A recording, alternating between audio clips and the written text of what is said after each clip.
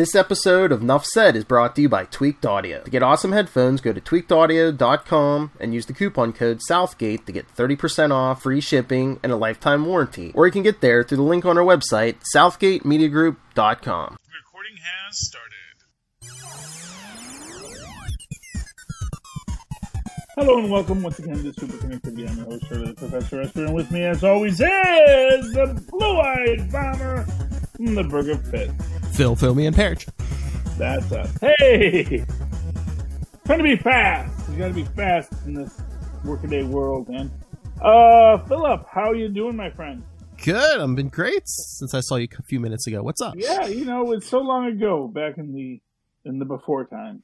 Back in the quarter after nines. Yeah. Anyway, let's do something. Yeah, okay, we already talked about that. Doesn't show the ring. Same story I see. I know what we didn't talk about that you had on your list. Morbius and the Sinister 6 movie. So, Morbius and the Sinister 6. And so this is a question this is the question is, what's Sony doing? Which is one of those questions like, what's DC doing? What's Warner Brothers doing? You have these people that here's my thing.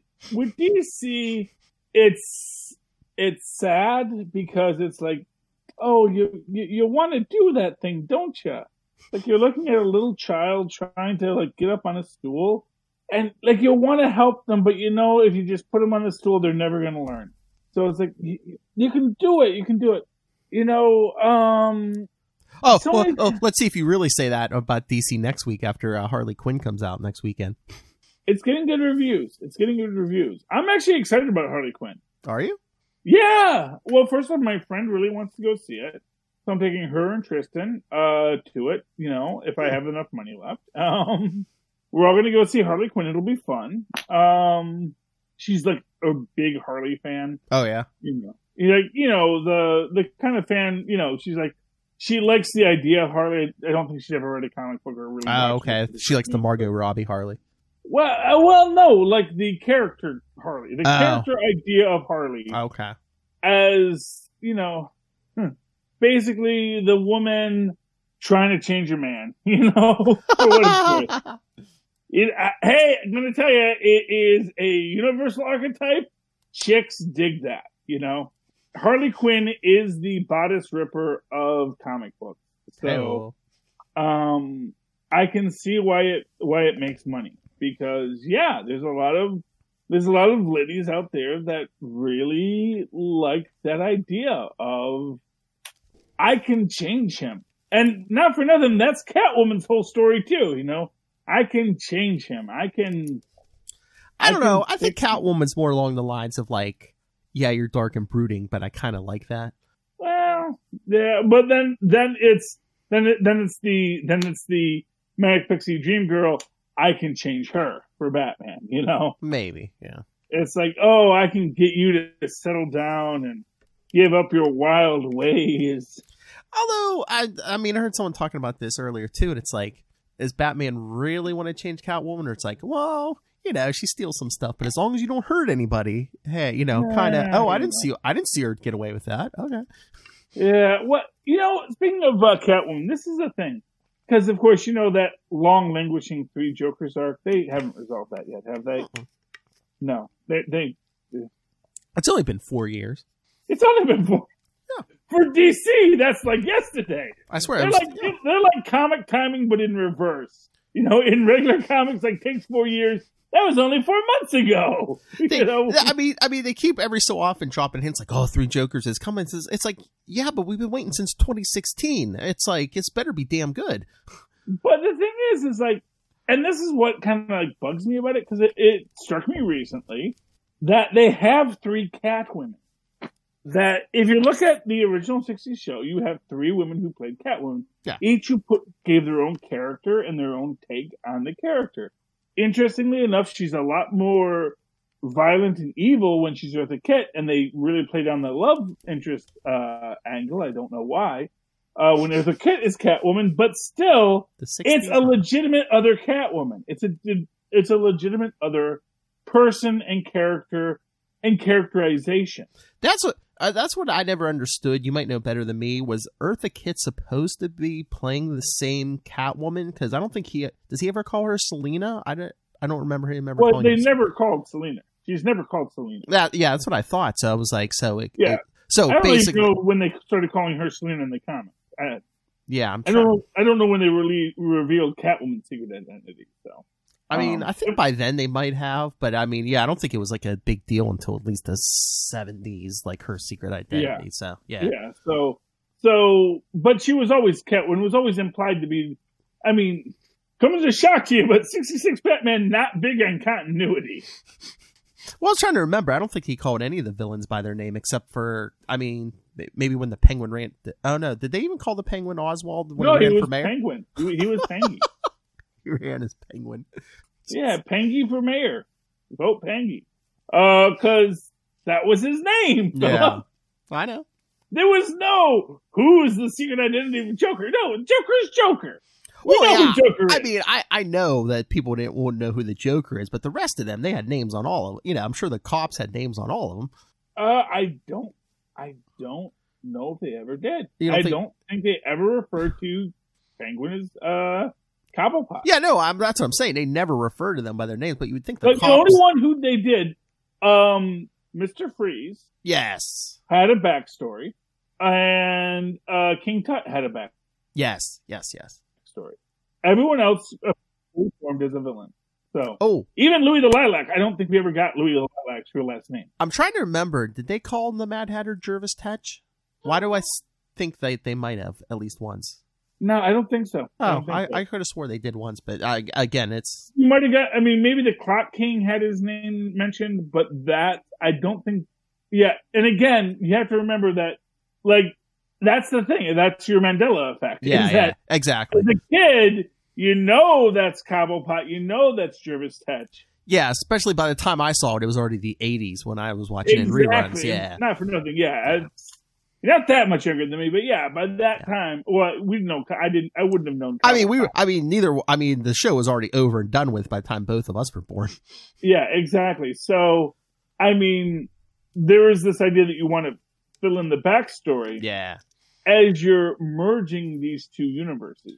And then along those same lines, you might have gotten a later story, like when you got a Batman animated series before Batman the animated series, because they had to do to say this is the one that's going to basically put everything before and after to shame, which it did. Yes. Fair enough. You don't always want to, you may want to argue with the every so often, but the Batman the animated series, like, yep, that was the animated series. I mean, any animated Batman before or since is always compared to Batman the animated series. Yes, because it is the animated series. Yes. And it was objectively better than everything else. Oh, yeah. I mean, certainly better than anything we're getting now. Yes. Although I still say, second season of Harley Quinn, she's got to get hit on the head with a coconut and start talking with the voice of Maya Bialik. I mean... And then you got to do a 3 Harleys story. There you go. But no, I just saw an article today, I guess, Margot Robbie was saying she wants Poison Ivy in the live-action movies. It's like, yeah, duh. Well, yeah, I mean... It's great if they have it. That's what they should have did before they did Harley Quinn and the Birds of Prey. They should have did Harley Quinn, Poison Ivy, and Catwoman. Yeah, but like Lola said, apparently Margot Robbie is very self-conscious about someone looking prettier than her. So, which is some agent can't talk her down off that. It's like, no, baby, who's prettier than you? Come on. Yeah, that's not what agents do. Well, somebody in that camp, Agents' jobs are actually literally to tell them what you think, not to tell you what they think. All right, a director, somebody just like, oh, baby, no, come on. Yeah, but then you don't get a Margot Robbie show, and so and that's what they thought. They wanted to do a Margot Robbie show, so we've got a Margot Robbie show. I mean, I have no problem with the Margot Robbie Harley Quinn. I have no problem with the Birds of Prey. I just have a problem mixing them together. Well, it just seems odd to me. You know what the problem is? What? They don't have enough street level female gangs in Batman, I guess. Because if it was the Furies, then it has to be a superhero. It has to be a Superman series. Yeah. You know, so it's like, okay, well, we have the Furies and we have the Birds of Prey, and that's it. You know, we don't got the girl grapplers. You know, we don't got like a bunch of other female-led gangs. I don't know if Marvel's much better, but I do. You know, literally, I actually know of 2 other female-led gangs. There's Modam's group, and then there's the Girl Grapplers, and that's it. I mean, it wasn't a complete girl group, but the Serpent Society, they had a bunch of female. Well, yeah, and you could do a Diamondback in the Serpent Society if you wanted. Yeah. Yeah, if you wanted to do that. Oh man, I hope we get Diamondback. Yes. Oh, Diamondback in Falcon Winter Soldier. Bucky and Captain America and Bucky. Yes. That would be really good. Who's she gonna flirt with? I don't know in that situation. Oh, Diamondback, we miss you. You shouldn't have. Stop stripping, sweetheart. You're better than that. Although now there's this question: was she only stripping exactly because that's gonna make her seem sad to Captain America Save-A-Ho Falcon? You know, that's the question. It's like, no, I don't strip. What do you? I'm a freaking supervillain. I steal stuff. You think I'm going to make my living doing that when I can be knocking over jewelry stores? No. But it's going to make you feel like Captain Save-A-Ho, Captain America, and that's where I'm going to get you into my clutches. Why did who become evil? Well, because she was probably always evil. Who? Diamondback? No, Harley Quinn. Oh, He was asking why Harley Quinn became evil, because she was probably always evil. Well, I mean, she was a psychiatrist. She tried to cure the Joker, but meanwhile, he turned his mind tricks on her, and basically, you know. Did he, though? Did he? You know, that's this thing. It's like this idea that, just now we're talking about this earlier, it's like one bad day. It's like, was it really one bad day? You know, you look at Arthur Fleck, and no, it's a lot of bad days. I mean, you could say she was on the ledge, and then Joker just gave her the tiniest little push over the edge. Yeah, but that's not one bad day. That's a lifetime of bad days. You push me, and I might stumble off the curb. But I'm like, dude, why'd you push me? I mean, you could say she was on the verge of a mental break anyway, but Joker was just the one who got there first. Or she was always crazy. That's what I'm saying. Well, that's the thing. It's like, and this is why I think a 3 Harleys story is a great idea. Because you get to tell the story about this person who was always crazy, but hid it behind her mask of Mayim Bialik. And then when she goes crazy, she's the squeaky voice one. I'm getting her name. Oh, yeah, Bernadette. Bernadette, yeah. Bernadette. I'm sorry, Bernadette. We love you. You're the blonde. You're the short blonde. I remember. And then we come back to Kylie Coco, who is the Joe Fixit of our universe. And kind of the merging of the personalities. Yes, Tristan. Also about that one bad day, like you remember Jeremiah's brother? It wasn't one bad day. That means there was multiple things and kind of. Well, exactly, yeah. So Jeremiah's brother was that Jerome? Jerome, it wasn't one bad day. It was a lifetime of circus abuse, as Tristan pointed out, which makes you wonder how Dick turned out okay, although maybe he didn't. You know, if we really want to be honest here. Step lightly, Esser. Hey, I'm just saying, Batman said, hey, you want to wear tights and kick people? Yes. Yes, I do. Hey, he's out of those two, Dick Grayson is the most normal one. Between Batman and Joker, yes, you're correct. Hey. Dick Grayson is the most normal between Batman and Joker. Hey, this guy wears a bat suit. He's kind of crazy, but he might leave me some of his money in the will. I'm in. Yeah, well, you know, hey, I love Dick Grayson as much as anybody. Not as much as Philip, although Philip technically would be anybody. But, you know, right. I think Philip is more than anybody. Oh, but I just wanted to give credit where credit is due. Yes, the actress who plays Bernadette on Big Bang Theory is Melissa Rauch. Thank you, Melissa Rauch. I usually know that, but you know, I know. Brain fart tonight, yes. I'm 3 apple juices in. 3 times what? They're big apple juices. I got the 25 ounce. Oh, fancy. See, man. Here's the thing: the ones I normally do, they're like 8.5% apple juice. These are only 8.1%, but it's 25. It's 1 more ounce, and it's also cheap. Getting it in before Lent, huh? Oh, you got it, man. I'm not driving, so it's okay. I know. You can get as much apple juice as you want when you're not driving. He's home. I'm not a fancy man. I'm not a fancy man, Philip. Why you always want to imply I am, I don't know. But this is my thing with the three Jokers is there's so many other characters where splitting them into a three makes so much sense. And unless like the writer was thinking, you had Cesar Romero and you had Jack Nicholson and you had Heath Ledger. And like I'm just gonna ignore that there were like 6 other Jokers between them. Because you're a writer who doesn't know what the heck he's talking about. I think their whole thing, it's like, it's just for the comic books, but it's like, sometimes you have a Joker who just pulls harmless pranks to, commit his crimes. Other times you got the mass murderer Joker. And yeah, except that clearly the chair was saying there's 3 different people. Yeah. That's what I'm saying. So I don't know if that's going to be their explanation. It's like, why does the Joker like this sometimes? Why is he like this other times? That's because there's more than one of them. Yeah. Maybe they're going to go with the Gotham way and say, well, they're actually triplets. It's Jeremiah, Joseph, and Joaquin. There we go. Didn't you say the other one was Joe? Jeremiah, and who was the other one? Jerome. Well, Jerome sometimes goes as a Joe. You can call it Jerome and Joe. So there's Jerome, Jeremiah, and Joaquin.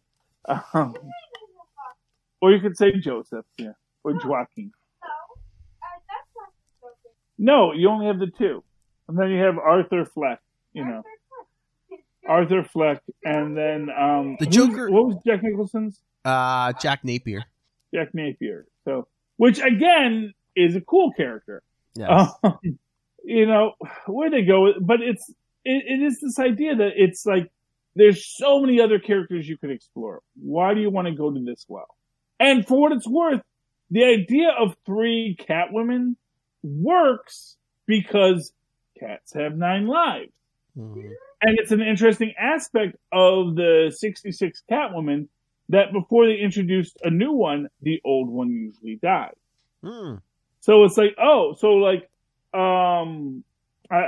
forget the first one's name, but like, she falls off a roof and Batman cries, and the next time we see Catwoman, it's Eartha Kitt. Okay. And then you have and then she dies at one point, and then Julie Newmar? Lee Merriweather in the movie. Okay, yeah, it's Julie Newmar and Lee Merriweather, yeah. Yes, Julie Newmar, Lee Merriweather, and Eartha Kitt. Yeah. And between each one, there is a dramatic death. Mm. And the idea that maybe these Catwomen, they come back, but they're like the Doctor. Maybe they're like the Doctor. Maybe Catwoman's a Time Lord. Get to it, nerds. Or they're just like a female gang, and it's like when one gets injured, another one puts on the costume. That would be cool too. I mean, whatever you want to do, but the Joker, it's like I just don't feel like he feeds into it. I'm not feeling that he's 3 separate people, but I'm thinking if they really go with the crazy and say he has like 3 distinct personalities in his head. But that's the thing. It's like Batman has dealt with people with multiple. He's dealt with King Tut. Yeah. Canonically in the comics. So it's like, yeah, a coconut hits your head and you become a different person.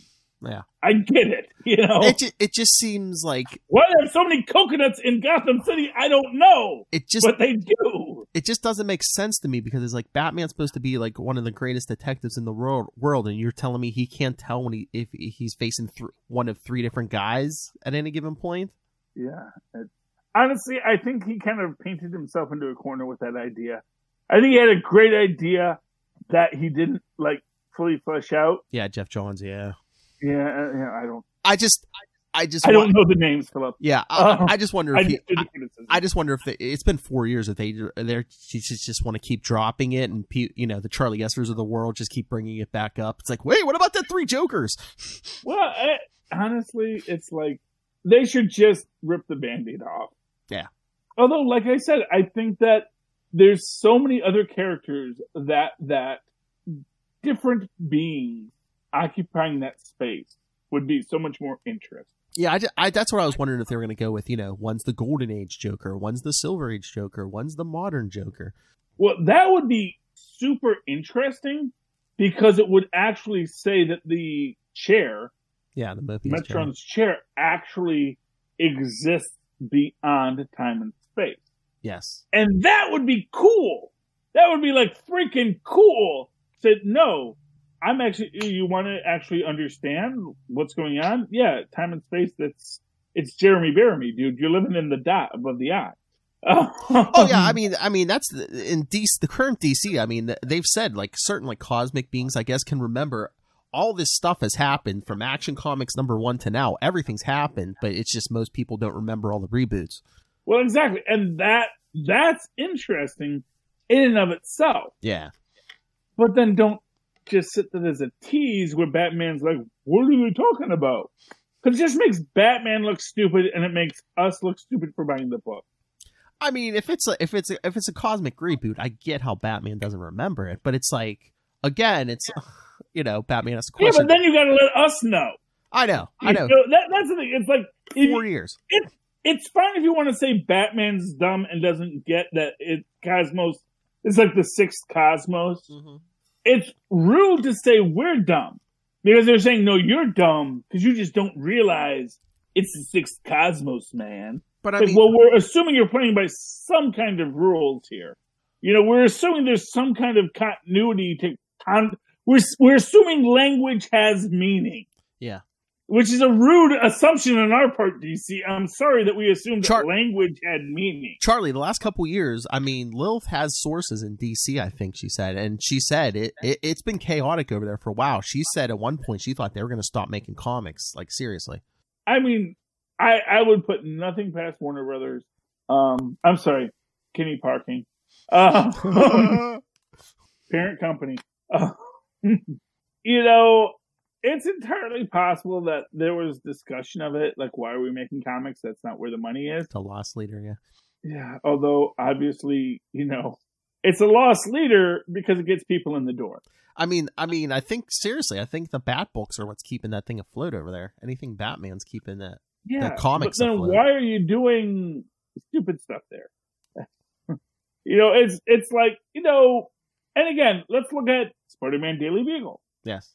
Now, you and Lilith, hardcore cynics that you are, did not like it. I mean, I didn't say... Me, as a jovial, Ron Funches kind of person with love inside myself, found it delightful. I don't know about Lilith, but I didn't hate it. I just read it, and I was like, I don't know if there's anything here for me. I mean, I understand other people love it, but I'm just like, I don't know if I'm going to continue with this. Well, I mean, I know it's not a book for me. It's not like it's a book I'm going to, pick up every week, But if I was, like I said, if I was 13-year-old me, I would love the heck out of this book because it's funny and it's silly and it's just fourth wall breaky enough. I mean, I gave it a try because I wasn't sure exactly what they were going to do with it. And like over at DC, one of the things they're doing right now, the Lois Lane book is good.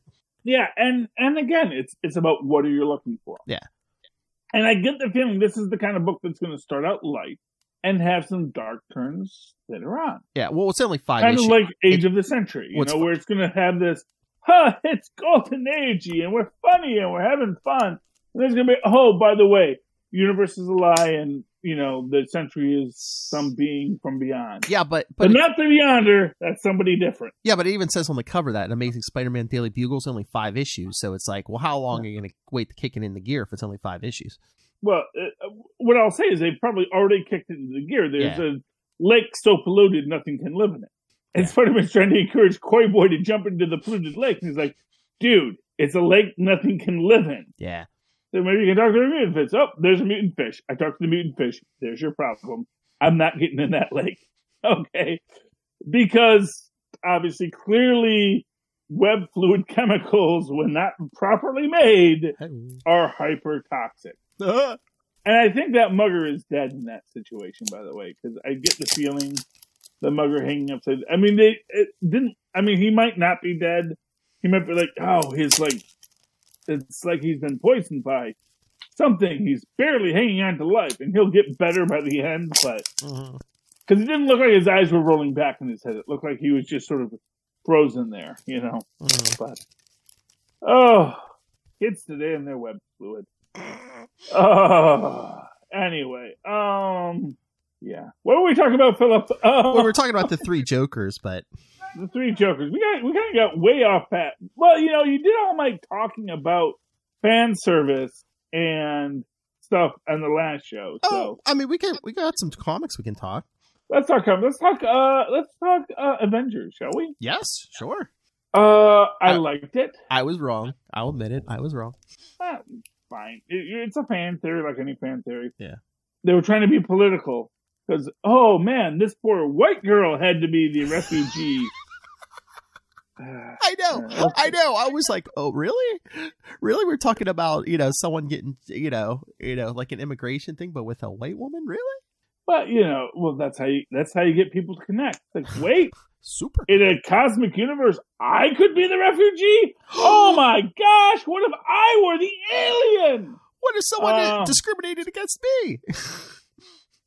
It's hard to imagine. But theoretically, it is possible. I told you my disappointment was it wasn't already like a pre-existing character. Like I said, Kayla last episode, but Yeah.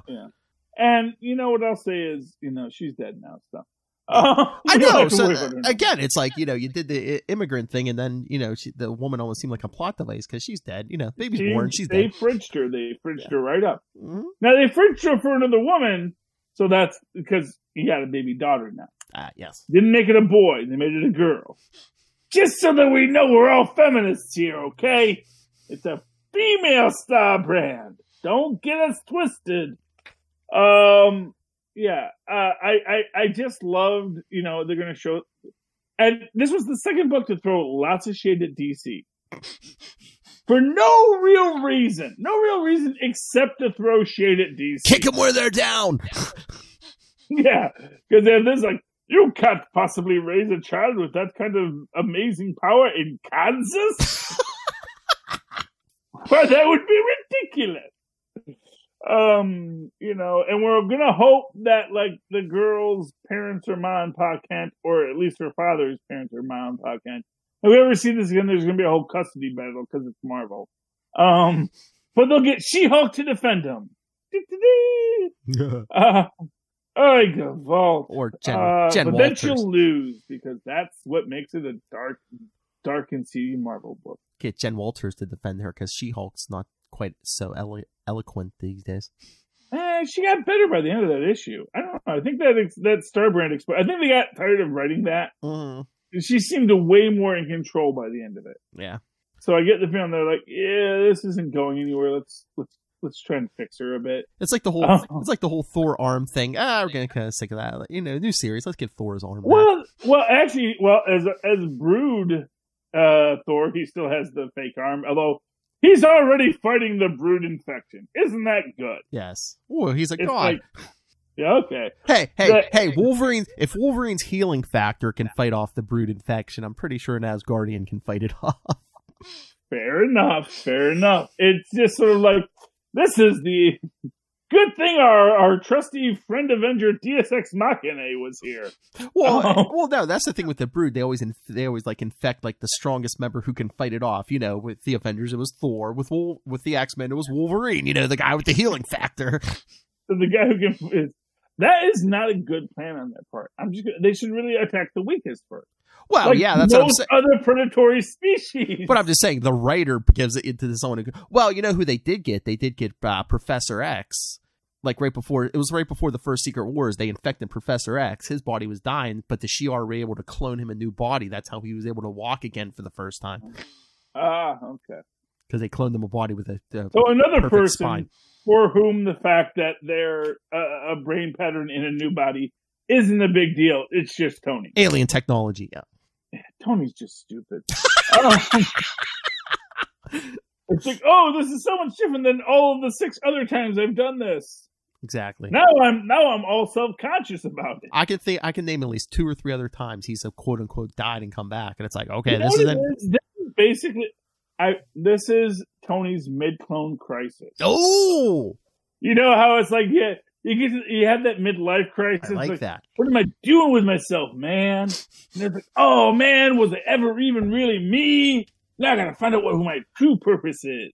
I'm gonna buy myself a flashy car. So you're saying the current Iron Man 2020 series is Tony's flashy sports car? Yeah, it is his flashy sports. I'm going to start a revolution, man, because I'm not a capitalist no more, dude. Because I'm young and hip.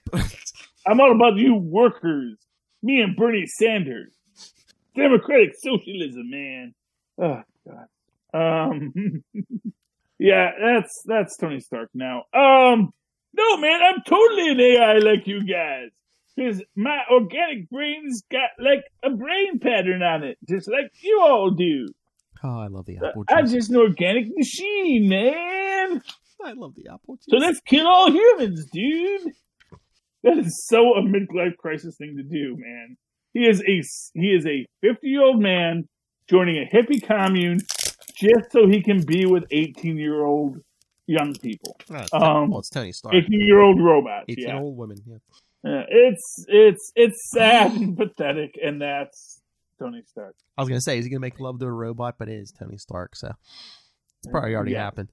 Yeah, yeah, many times. But you know who doesn't do that, Philip? Who? Do you know who's the one person who can handle cloning himself, putting himself in a new body, and going about his business? Otto Octavius. Otto Octavius, man, the man knows no bounds. He is truly the greatest of all villains, and possibly the greatest of all heroes.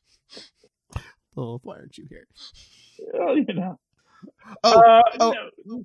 So, go ahead. So we didn't talk about as much in the last episode, but I did want to talk about is Morbius as a member of the Sinister Six. Mm-hmm. Because you realize that the Morbius story gives a lot of great ends for the Sinister Six, including the possibility of conversations with a certain doctor whose name I'm forgetting, except that it was Farley. Was it Stanley Farley or Fairley? Where did I lose it now? Wait, who? The guy who created the Scorpion. Stillwell. Still was his last name. Yeah. Fairly Stillwell. There we go. Fairly Stillwell was the scientist hired by J. Jonah Jameson to create or to turn Matt Garrigan into the Scorpion. So I will say, watch for it. Watch for a mention in Morbius about him collaborating with Dr. Stillwell.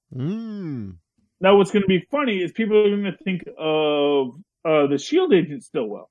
And there's going to be 6 articles trying to tie that to that. Because people won't do the deep dive. You know, the guy who created the which is exactly why he's like the perfect character to do Easter egg for.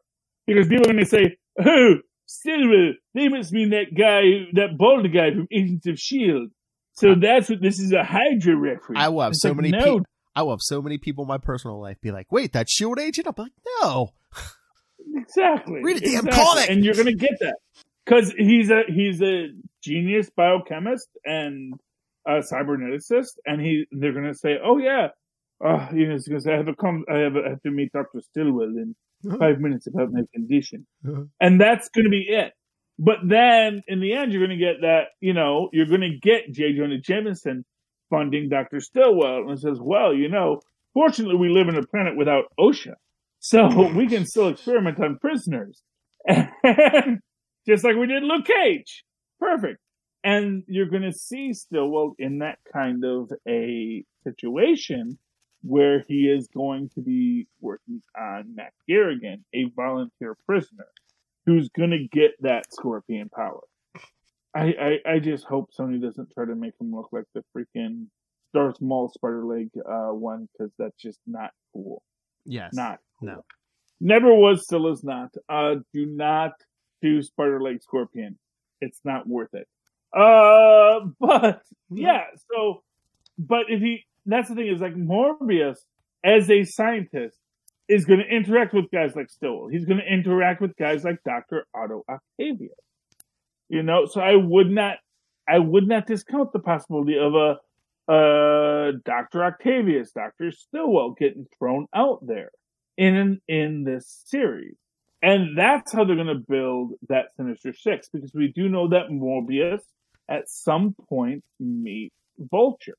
And we know that Vulture is in the same jail, is in the same prison as Matt Garrigan. So I do think that Morbius is going to be our linchpin for this building out of the Sony Sinister Six-averse, because essentially they want to build their Avengers. They want to build their content. Yeah. That has value. Because for what it's worth, as it turns out, there's like all this talk about someone trying to buy them so that to build up their value, but they also want to do some bucket list stuff before they get bought. Oh, yeah. And for what it's worth, I get the feeling there's a strong possibility Marvel may buy Sony. Disney. And there's a unique reason why Marvel would buy Sony that other people wouldn't. So the idea is out there right now that Apple wants to buy Sony. Mm. And if Apple buys Sony, all the Marvel characters revert to Marvel because they do not have the rights to them once the company gets bought. Oh. It's a non-transferable rights lease. Yeah. So there's an argument that says that Marvel would be happy to have Sony get sold to Apple because they won't have to put the money out. Yes, but there's a secondary question, which is, could Marvel have an interest in Sony? And the answer is yes, because Sony is actually a tech company. Mm. It got into showbiz really left-handedly. Yeah. It was trying to be a megacorp before that was cool. And so they just, well, we make DVDs and video games. Maybe we should start making content too. Mm-hmm. Which is not a bad idea, but they came up with the idea a decade too early. Yes. Now they're kind of struggling, and the idea is that if Disney bought Sony, they would suddenly have a production arm, which is something Disney hasn't had yet. Mm. And the idea of Disney starting to produce tech to go along with its products is a really interesting idea. Mm-hmm. And so I get the feeling that there may be this thought in Sony's back room of, let's build out this Sinister Six-averse to sweeten our value to Marvel, to Disney. Because they can say, yes, we've built this universe, and yes, you're going to get this universe if we're sold, but we also know we have technology and manufacturing that you would like to have too. Yes. And now we're saying we're the guys to buy. Mm-hmm. We're a company that you should invest in and merge with. It's not going to be a buy, it's going to be a merger. It's going to be Sony Disney Sony. They'll get second billing. We got to know who wears the pants in this family. Who wears the pants and who wears the kilt? That's always the question. And yeah, so I get the feeling that that's what Sony's trying to position itself into. Mm-hmm. This idea of building out a real connected Sinister Six-averse, where you're going to have your Venom, your Morbius, your Vulture, and then maybe an Otto Octavius, and maybe a Spider Slender character. And of course, since they brought in J.K. Simmons, bringing him into that origin story of these characters. How much they play up that Spider-Man is a murderer, Spider-Man is a menace kind of story. That's the real interesting idea, because I think they want to show they can play Marvel's game. And I think in the game theory of mega corporations, I think that's where Sony's trying to position themselves. I don't know if it's going to work, because if Disney decides, actually, we don't need to make the devices because the devices are worthless without the content, and we've got all the content. So, been nice playing with you. You can go over to Apple, Sony. Have a nice day. Yeah, I think if it goes too high, they're going to be like, no, it's okay. Let Apple have it. Well, yeah, I mean, that's the thing. But of course, Apple is Apple. Yeah. And Apple, Marvel's, Disney's going to be like, we're going to get the toys. I know, Phil, you like Apple. That's fine. No. I'm just saying. I mean, Disney's in a good spot because they're going to be like, you know what? Yeah, well, maybe we'll buy you. If the price goes too high, you know what? Let Apple have you. We'll get our toys back anyway. So exactly, it's a zero loss position for Disney. Yeah, But in that zero loss position, I think that there is a point that Sony wants to make. Oh, yeah. They want to say that we have value to you, Disney, and you do need someone to make hardware. I mean, unless Disney has been secretly building out their hardware division, because not for nothing, Disney does have tech. Yeah. Those ideas of, the world of tomorrow, super secret tech labs and frozen Disney heads, that don't come from nothing. That actually has some grounding in reality, not like reality, but like a reality where that could be a thing. Yeah. So, yeah, I don't know. We'll have to see what happens, Philip. Okay. Anything else you want to talk about tonight, Philip? I think we talked about one comic book. I was going to say, did you read any other comics or? Well, I read all the ones that you posted. So okay. I'm sorry. I read all of the same comics that you did, Phil, from Marvel. Yes. Oh. Did you read Hawkeye #2? Yes, I did. Ronan is obviously Robin. What, Parker Robbins? Parker Robbins is Ronan. Because spoiler, at the end, it looks like it's Clint Barton under the thing. But I was like, in issue 1, didn't we see Hawkeye and Ronan in the same place? Well, exactly. That's the big misdirect. Yeah. So, well, I was going to say, is it either him or did he use like his magic to like split Hawkeye or something? Yeah. No. Well, I mean, that'd be a cheap cop out. My own opinion is Parker Robbins is being Ronan to screw over Hawkeye. Hawkeye puts on the Ronin suit to screw over Parker Robbins. I think they're just these two guys kind of like catfighting with each other. That's my prediction. You're going to get that. And it seems like and this seems like a real French farce kind of a book where a lot of misunderstandings and miscommunications are going to be central. Luke Cage getting shot by the human bomb is ridiculous, of course. Especially since it's like, dude, aren't you worried about ricochets? I mean, like, there are civilians around, dude. You're just gonna stand there like it's nothing just so you can berate Hawkeye? No. I mean, that seems kind of out of character, but that's just me. But it's a gag. Maybe it goes on too long, which maybe is kind of the point of this gag in this series. So, yeah, it goes on a bit long. Not sure it's quite where I want to be. Cap I enjoyed. Yeah. And apparently, Sharon Carter doesn't have a lock on her phone. I guess that's because she's so old, man. Or maybe she thinks Steve's so old he don't know how to work a phone. Oh, that'd be ridiculous. He's literally as smart as any human can be. I know. Or maybe she's just like, he'll never look at my phone. He's too trustworthy. Exactly. He killed a million Japanese soldiers, It was war, Charlie Esser. I know it was war, man. I'm just saying he killed them all, though. Probably haunts his dreams. Oh, this but is reference to article Frank Gordon. But then that thing at the end is U.S. Agent going to be the new Scourge? Yeah, clearly. Which is again ties back to Del Rusk and the Red Skull's mind is in the body of Lucan again. I mean, it's cool. Mm-hmm. I'm not going to say it's not a cool story. I'm enjoying it.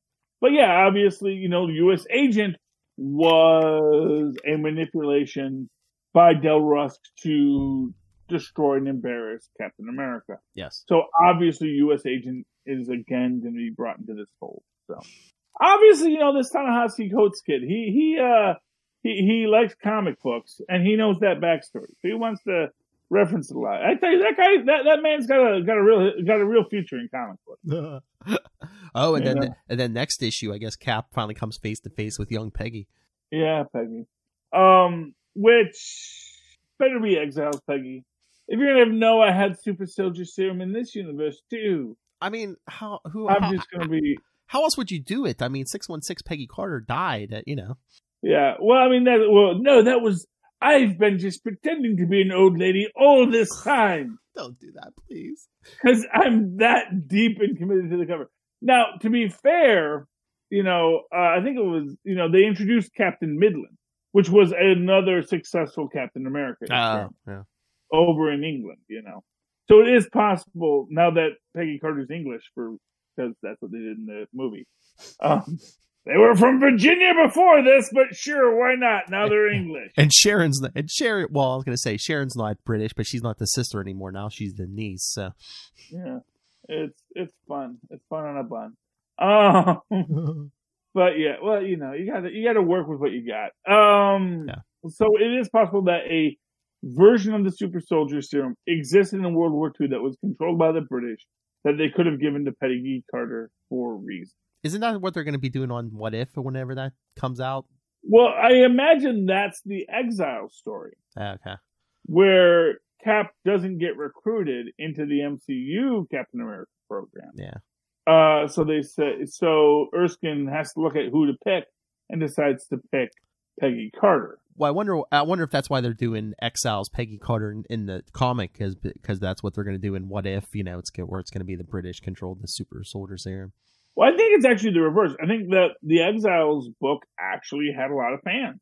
Yeah. And I think people said, wow, we really like this idea of Peggy Carter as Captain America. Well, could be a little column A, column B. It's like, Exiles was popular, and hey, they're going to have this on the cartoon, so hey, why the hell not? I mean, who knows what... Here's the thing about the What If cartoons. I don't know how much of that stuff was basically just in conception notes at the launch. Yeah. Because we still have no idea. I know. I did recently see that apparently Falcon and Winter Soldier is August. That's what they're saying now. Yeah, they're saying it might be like end of summer, like August, maybe. Yeah. Yeah, that was something I think it was on IMDb, but I don't know how trustworthy that is. So. Yeah. So I wonder if like they're gonna do what Falcon and Winter Soldier August, and then what WandaVision maybe by the end of the year. Yeah, when does Doctor Strange comes out? 2021. 2021. Right? Yeah. So I'm thinking they're gonna do that, and they're gonna do that. Do we have any Marvel movies in 2020? Yeah, Black Widow. Oh well, yeah, Black Widow. Duh. I meant in current continuity. Here, let me look it up. Is it in post Endgame continuity? Is Eternals this year? Let me look this up. We don't really know when that takes place. Oh, that's true. We don't. But yes, Eternals is this year. I don't know when it. November. So Eternals might be this year. Might be this continuity. It might be next continuity. We don't know. Yeah. It could be set in the 30s for all we know. Oh, that's true. They're eternal. They are eternal. Yes, exactly, Philip. Exactly. Here, I'm looking up. This could be their entrance into the sword and sorcery realm, and we could introduce Conan to the MCU. I'm looking to see if there's any more 2020 movies from Marvel. No, not unless you count like Morbius and stuff. But Venom 2's coming out this year. Okay. Oh, and well, they're going to put him in the Sinister Six too. Yeah, true. Oh, it's going to be a bunch of villains who all have to do a face turn by the end. Oh, and New Mutants, if you count, if that's going to count in the MCU. Yes. Oh, well, they said it does. But actually, you know what I want? That reminds me about talking about face turns. One thing I didn't want to talk about is Crusher Creel. Okay. And him kind of like chilling out with being a superhero. Oh, yeah. Because he's spending his time around Puck. And my theory that the Absorbing Man absorbs the personalities around him. And so when he's around heroes, he gets much more noble and heroic. He's kind of like Zellick. He just becomes what he's around. So when he's around the worst possible villains, he becomes the worst possible villain. But when he's around, superheroes and adventurers like Puck and, Sasquatch and all of them, he gets much more heroic and doesn't necessarily want to be a villain. And you see that in the contrast with Titania, where she's like, dude, I got to think about my next score. And he's like, why? And think about this. I mean, even if it's, not just being around people, I mean, him and Titania are lovers. I mean, he's literally touching her. So maybe her evil was affecting him. Well, yeah. I mean, of course, Titania isn't necessarily evil. Well, no, but that's the thing. Her origin story is she's basically was a little kid. She was this scrawny kid who was picked on. Yes. She's basically, she's a kid who's reacting to all the bullies around her. Well, you could say maybe she's angry, and that anger is transferring to the Absorbing Man. Well, yeah. Well, but what I'm saying is that the fact that her evil isn't that intrinsic to her character. Yes. Means that with no one else around, Crusher Creel kind of is in this more amorphous spot. Mhm. And he's mostly getting influenced by Puck, because that's a new influence, new energy he can absorb. Because he's probably absorbed everything there is in Titania to absorb. And for what it's worth, Titania was always the one who kept Crusher grounded. Yeah. So when there would be supervillains, and Crusher would try to go off the deep end, it was always Titania who brought him back. Now they've got this interesting flip in their script where, like, she's like, let's go out and let's go do some crimes. And he's like, well, why, man? This is 3 squares. You know, you and me are here. We're kind of superheroes now. On the government payroll. Yeah. On the Canadian government payroll. We get paid in Canadian dollars, but at least, hey, we got free health care. Mm-hmm. So, you know, you got to balance. And, you know, I think that they may be getting into that idea that Crusher responds to the environment he's in. So I like that. That was my big takeaway. That was like the one redeeming quality to Immortal Hulk this week for me. So. Yes. Okay. Do you want to call it a night, Philip? That's fine. Yes, because I have no. I don't want to talk You Thor. probably have to get to bed eventually because you have to get up and do more of these crazy. I know. podcasts. Yeah, no, I'm good. You're falling asleep. All right. I'm not falling asleep. Philip, you're falling asleep. Never. Oh. Anyway. All By right. the way, it's weird to listen to Luca Perich and Brian Edward Hill. I was going to say you got to pick one or the other. I vote Luca. I'm just going to say that right now. I am Team Luca. It's a contrast. But that's okay. Okay. Anyway, Philip, you have to listen to the other ones. That's where they're both on it. Philip, where can people find you or us or anything else in the Capes and Lunatics Network? Well, if you want to get a hold of me personally, I am at nightwingpdp@gmail.com, and on Twitter I am at nightwingpdp. But the Capes and Lunatics, you could email us capesandlunatics@gmail.com. The voicemail is 614-382-2737. That's 614-38-CAPES. I can find all of our links at Linktree, linktr.ee/capesandlunatics. And check, go support our sponsors, Tweaked Audio, Pod Life the Book, Hunt a Killer, and check the show notes for the Amazon link for Southgate Media Group so you can help support us and bring you such fine products as Superconnectivity. There you go. This is a fine product after all. It always is. And, of course, if you'd like to write to me in that old-fashioned email way, which none of you ever do, that hurts me personally. You can do so at superconnectivityblog@gmail.com. That's superconnectivityblog, all one word, @gmail.com. Of course, follow me on Twitter as I live tweet Agents of S.H.I.E.L.D., which they say is coming back. I'm looking forward to it. @Charlie Esser, that's CharlieEssser. Look for the 2 E's in the middle. For quality. For quality. Bing! Thank you, Maz. All right. It's late for him, too. I know. Anyway, thank you for super connecting with us, ladies and gentlemen. Please super connect with us again next week. Good night. Good night. Good night, sweet friend. Good. I'm sorry, I know it's late. Oh. I'm going to be up for a while. I've got to watch BoJack Horseman. That apple juice is going to disagree. That apple juice says otherwise. I didn't fight it with every ounce of me.